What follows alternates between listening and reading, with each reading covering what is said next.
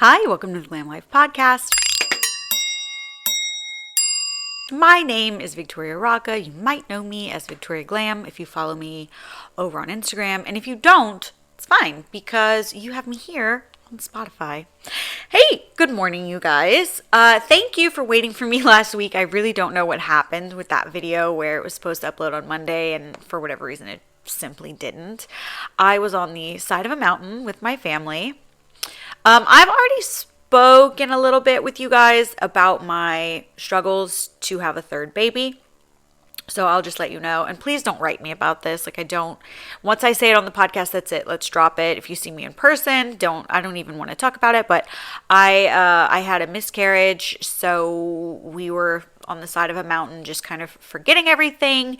And it wasn't like, I've had miscarriages before. It wasn't like, we never had a positive pregnancy test, We had like either missed implantation or something. I don't know. So I'm not like depressed about it. It's just a fact of life. I had some blood work done on Friday. On Saturday, my NP and I sat down together and looked at all my levels and stuff and concluded like that's probably what this mystery clotting and pain and everything is. So yeah, I've just been going through a lot this year already, and it's freaking the beginning of March. Shout out to my cousin. Happy birthday yesterday. Shout out to my nephew. Happy birthday yesterday. So, I've just been kind of like diving deeper into my family and spending as much time as I can with my caring, loving husband and my two beautiful, amazing, adorable sons. One of whom is like so my older son, Waylon, is super into Pokemon, and he likes to do the Pokemon cards, and he likes to trade them on the bus, and he gets scammed out of good cards, and he doesn't know, and he doesn't care. One time somebody like printed Pokemon cards off their printer and traded them for his like golden Pokemons, and he was like, do you think these are real? And I was like, absolutely not. Like, why? You have the negotiation skills of a moron. You're like, why did you take those? They're so clearly printed on a printer by a 7-year-old. And he was like, I don't care. I still like them. You know what? Follow your passions. You like it. I love it. My younger son, though, his hobby is Jesus Christ. We're Catholic. Henry's the most Catholic. Henry is the most Catholic guy you've ever met. So recently he had me, this was a buddy project. We had to do it together. But he did quite a bit of it. We did this cross stitch together, and now he wants me to put it on a quilt. If you didn't know, I sew very well. I do quilting. I refinish hems. I take things in. I take things up. I do seams. It's a whole thing. But yeah, so he wants me to make him a very special Jesus quilt. And I think he kind of wants his own business because he's always asking me to like do work. You know how kids want to do whatever it is that you do? And technically he does work for Brow Sister or the Microblading Institute. I don't remember how we set it up, but he works for one of them, and he gets like an auto payment into a retirement account every month. And he comes and he stocks things, and he vacuums and mops at the shop. And I have to assist him with all that, which means that things that I would normally do now take twice as long, but whatever. Apparently it's working. It's rubbing off. He always asks me, can you give me some work to do? I want some work to do. So stay tuned. Who knows? Maybe Henry's Etsy shop is on its way. I don't know. But anyway, so that's just a little catch up about me and what's been going on with me and my family. I hope that you and your family are well. If you're in Louisiana, I hope that you had an amazing Mardi Gras. If you are not in Louisiana, I'm so sorry that you missed out because Mardi Gras is the best time of year. Today I want to talk to you a little bit about consistency, because I have to tell you, with this journey that I have been on over the last months, it kind of takes a mental toll on you. And that once something starts affecting your mentality, it's going to eat into your business. It can't not. So whether that's you're getting a divorce, or you're going through a breakup, or you had a miscarriage, or you can't get pregnant, or maybe you had a baby and now it's time for you to come back from maternity leave, because you shouldn't be trying to run your business and be on maternity leave. That's not maternity leave. If no one's told you, I'll tell you the truth. And so now you're thinking about the baby back at home, but you're thinking about the business, and you feel kind of stuck between two worlds. Maybe you have a sick, ailing parent. Maybe you just have a bunch of young children and you feel like, man, I'm always choosing between this and that or whatever. And the mental load of being a mom is already so much. The mental load of being an entrepreneur is so much. You're constantly, like, my checklists are endless. My checklists are everywhere. Everywhere that I go, I have another checklist of things that I need to, if I don't write it down, it will escape my mind. And my friend Cass has this rule of thumb that I love and have adopted. I don't know, maybe she said this to me a year ago or something, and I just love it. I was kind of already practicing it, but no one had put it into words yet. She says, if it takes less than 5 minutes, do it right now. Just do it right now. Just get it over with. And ChatGPT actually told me that the other day too. I love ChatGPT for scheduling because I'll plug in like, hey, I have all of these things to do. I have between 9 a.m. and 3 p.m. to get them done. These are my hard scheduled times. I have something at this time, at this time, at this time. Put everything else in order for me. And it will quite literally prioritize it for me. And it says things because I use it so often. It's kind of adopted my speech patterns. So it speaks to me on my own level, which I like. And ChatGPT literally told me the other day, like, just get this done right now. It won't take long. You can knock it out and get it out of the way. And I was like, okay, ChatGPT Cass. Yes, if it takes less than 5 minutes, just do it. And I struggled with anxiety at the end of last year, or actually, that's not true. The end of last school year. So like April, May, which was about the time that I broke out in shingles. So yeah, I would say actually this podcast is so reflective for me. Actually, I would say I've been struggling with my health for a minute now because I had shingles that almost died in Bali, or Jakarta, whatever, on the way home.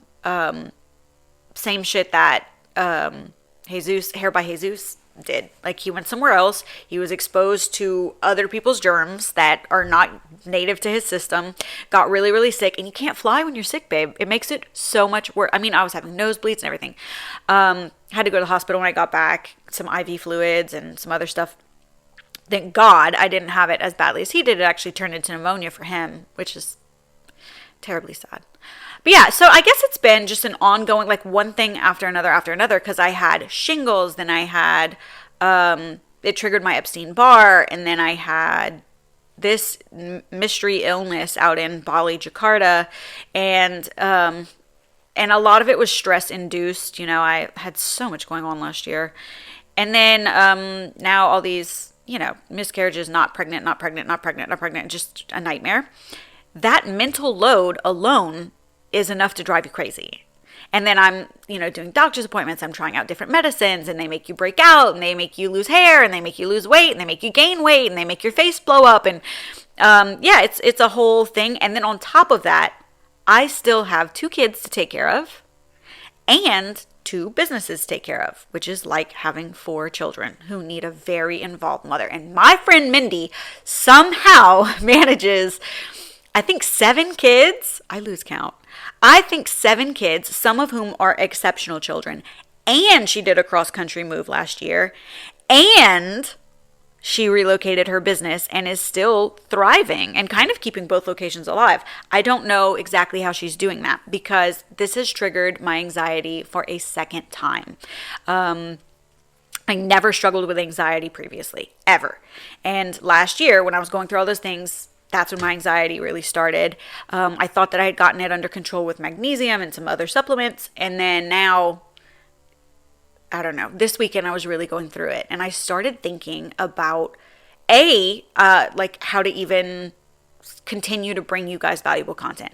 And B, how to stay consistent with everything. So I just went back to basics. I thought, Victoria, if you were being coached, what would you tell yourself? And I always say, if it's not on the calendar, it's not real. It's not a real plan, right? So I started time blocking.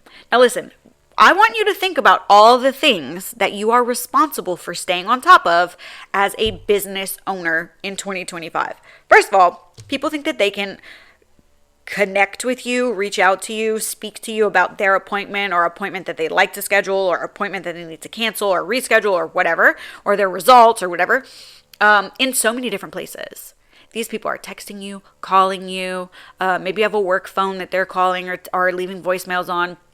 are emailing you. They're going to message your Facebook page. They're going to message your Instagram. They might message your personal page. I mean, there are so many places that you could miss a point of contact. That alone is enough to give you a little anxiety as a business owner. But then on top of that, that's just the incoming. What about what you're responsible for, the outgoing? That's where so many people are dropping the ball because they're already exhausted. They're exhausted from living a life, working at a business or running a business, or both for most people, and also all the people and the things who want your attention 24/7. Oh my God, I'm so overstimulated. It's ridiculous. It is ridiculous. When my family and I went camping and I had no cell reception for 4 days, I relaxed. I relaxed and I realized, I read some good books. And I realized that I was so overstimulated because I'll be reading something or watching something on my phone or responding to something, and I get 18 notifications and messages and everything else. I can't live this way, and neither can you. So by the end of the day, you're exhausted and you're not doing the outreach that you're supposed to do, which is why so many people are saying, it's an oversaturated market. Everybody already has their favorite artist. Everybody already has their favorite stylist. There's no space for me here. My books are empty. A closed mouth doesn't get fed, period. So you're not getting the business that you're not asking for. And how do we ask for it? It's all this outreach that you're supposed to be doing. And we've talked about it to death, but if it's not actually on the calendar, when are you finding time to do it? In between other things, I can squeeze this in here or there or whatever. But the thing is, number one, when you're in between those two appointments, you're not thinking about email marketing, you're exhausted. You're thinking about using the bathroom. You're thinking about getting a bite to eat. You're thinking about something to drink. You're thinking about what you have to do when you get off work. You're thinking about taking a nap, if you're me. Hey, Epstein Bar, what up? You're thinking about picking up your kids and rushing them off to piano practice or soccer practice or whatever. You're not thinking about... And by the way, even if you tried to force it in those 30-minute gaps, that's not where creative mind space lives. So, yeah. And you need a routine. You need a routine if you're going to stay consistent with it, because hoping that you can find a gap in your schedule to do this type of outreach, baby, that's no guarantee that you're going to be consistent at all. That's hoping and praying. If you plan to fail, oops, I said that backward, but you know what I'm talking about. If you fail to plan, you plan to fail. That's right. So plan. I want you to sit down, and I tell my students this all the time. So when I went back to basics, this was such a no-brainer for me. I know this backwards and forwards, but it's like the plumber's house that's the last to get the toilet fixed. Same. So what you need to do is you need to sit down in front of your Vagaro or whatever scheduling system you use and block out an hour on Mondays. That's it. 1 hour on Mondays. Start there.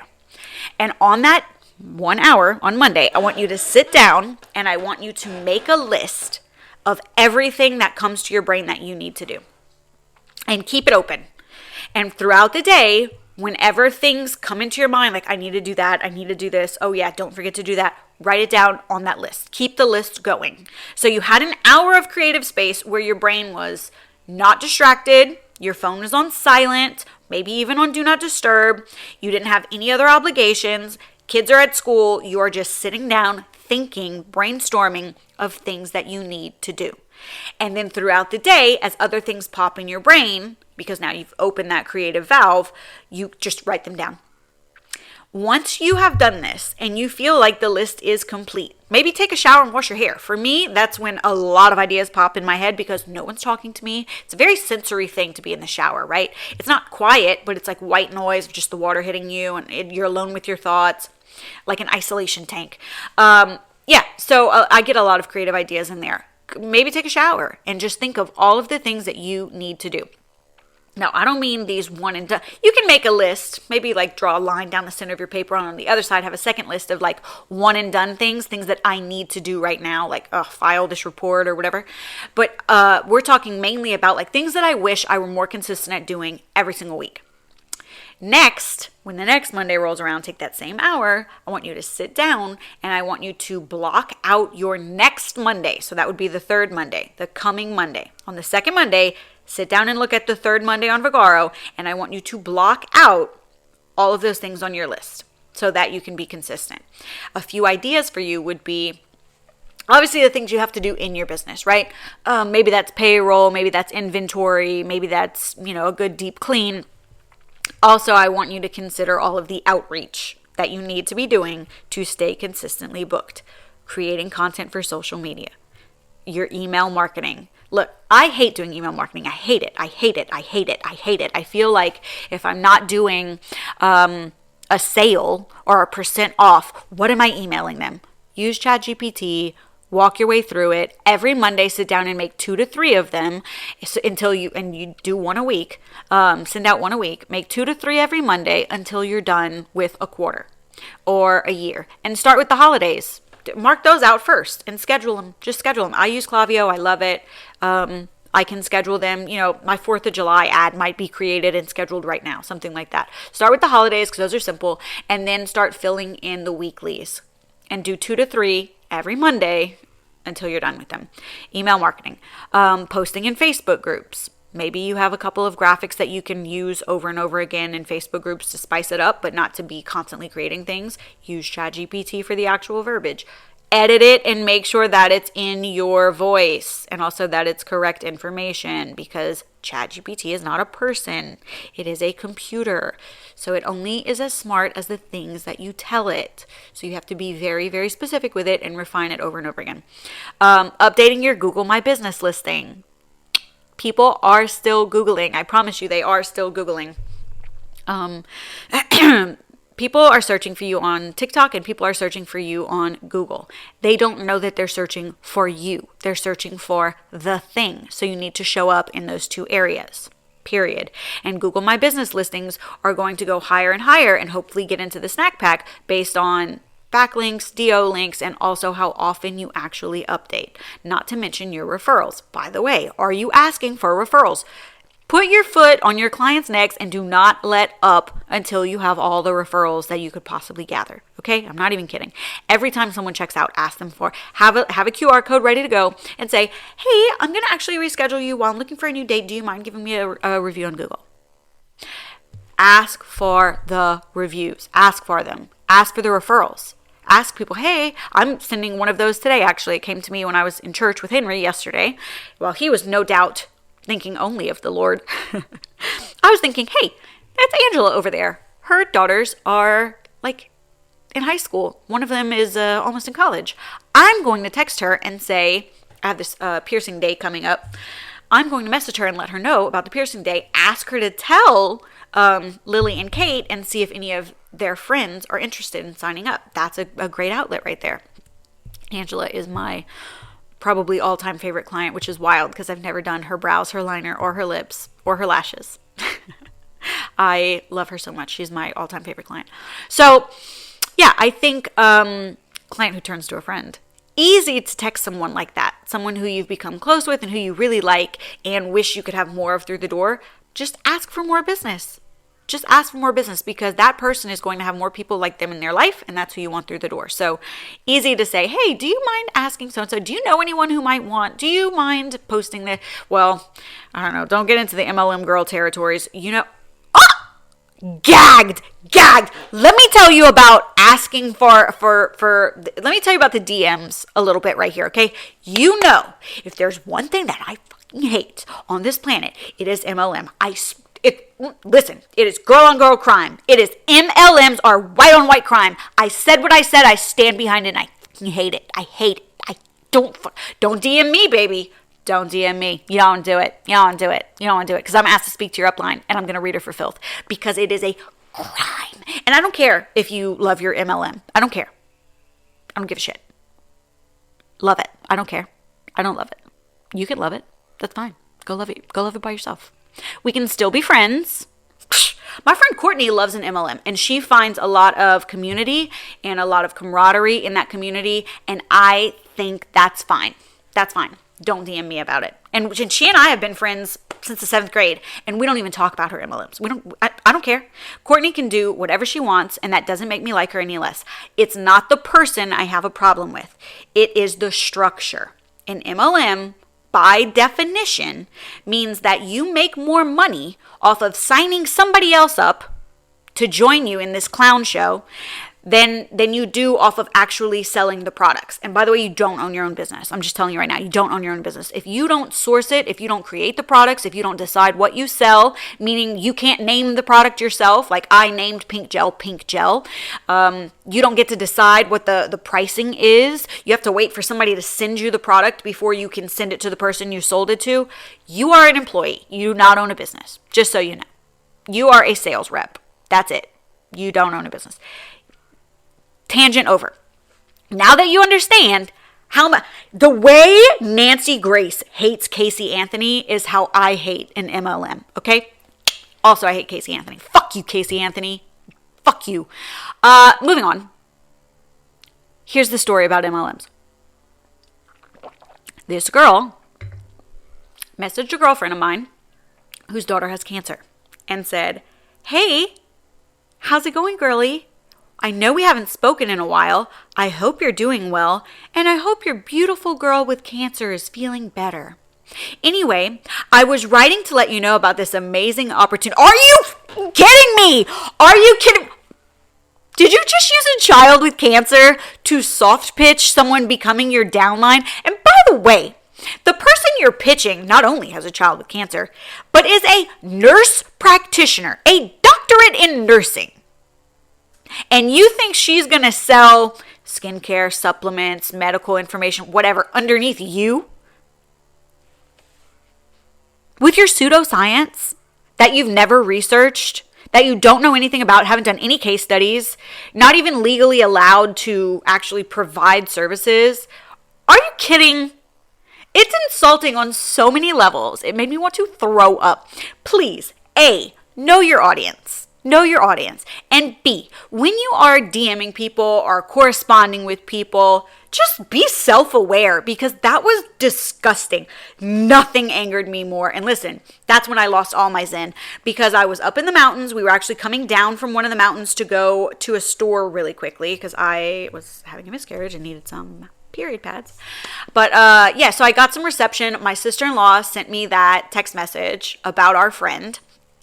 And I was so mad. I was like, please let me message her. Please, actually, let me call her, because the number was in the screenshot. Let me call her. I looked her up on True People Search. I know exactly who it is. I was like, let me call her. She was like, no, you can't. You can't bully her because she's really Christian. First of all, it's not bullying. And secondly, that doesn't sound very Christian to me. That sounds like an opportunist. That was gross. That is not what I mean by outreach. Just so we're clear. That is not outreach. That is not outreach. That is predatory behavior. Just so we're clear. Gross. Super gross. Yeah. So time blocking. Sorry guys, I got so mad just now. I got really angry. But I was really angry. Man, that's gross. That is super gross. To be like, how's your daughter with cancer? Want to buy my shit? Actually, want to sell shit for me? Like, get the fuck out of here. Get out of here. God, I'll never be able to monetize this episode. So many curse words. But anyway, whatever. Let's get back on topic.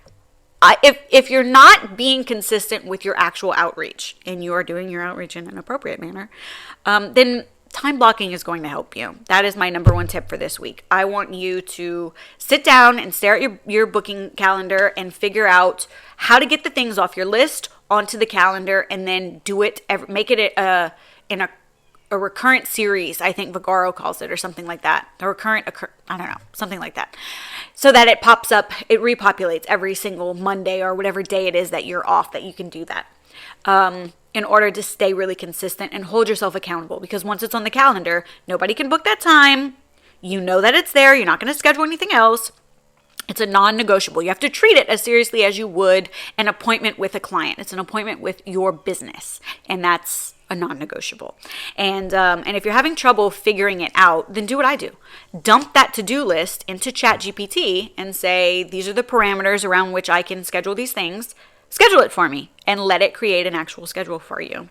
ChatGPT is the best. And if you're into gamifying things, you want to like do a little reward kind of thing, download the Habit app. I think it's like pink or red little app with what's on the front of it? I don't know. It's called the Habit app. And I think for free, you can do up to 5 tasks, I think is correct.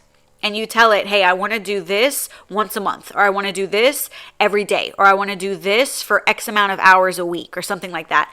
And when you complete it, you get to like slide it and it goes ding, and then it shows you like you've checked it off on your list. And if you do all 5, you can add more, by the way, more tasks, you just pay for it. But the first 5, I think, are free. When you do all 5, you get like a little thing, like a little badge or whatever. And then you get a streak, and you got to keep your streak going. It's like you don't want to lose this game. You got to keep going every week. And it sends you notifications. Hey, remember, you need to do your podcast this week, that kind of thing. So yeah, if you're into gamifying, if you need that reward of some kind to keep going, like if Apple activity on your watch, closing those rings is important to you and motivates you, the Habit app is going to be great for you then. So I would go and check that out. In the meantime, I think next week I want to chat with you a little bit about follow-ups. I want to talk about follow-ups. I want to talk about follow-ups after the sale, and I want to talk about follow-ups after the pitch. So getting people to book with a follow-up, or getting people back in after a service with a follow-up. And for that, I'm going to have a guest on my podcast, my friend Mindy, who is a very, very, very great sales associate. I know sometimes people think of the word sales as slimy, but she says sales is service. It's just matching people with needs to people with offers. So yeah, we'll chat with Mindy next week, and I'll see you then. Bye. Oh, P.S. Sorry for getting so mad.